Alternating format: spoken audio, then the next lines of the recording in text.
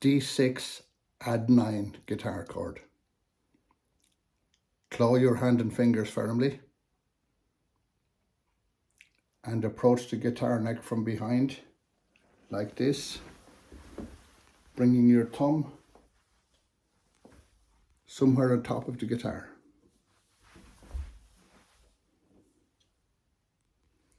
From there, can you add your first fingertip onto the 6th string, middle of the 2nd fret or corner? And can you add your second fingertip onto the 3rd string, 2nd fret, corner?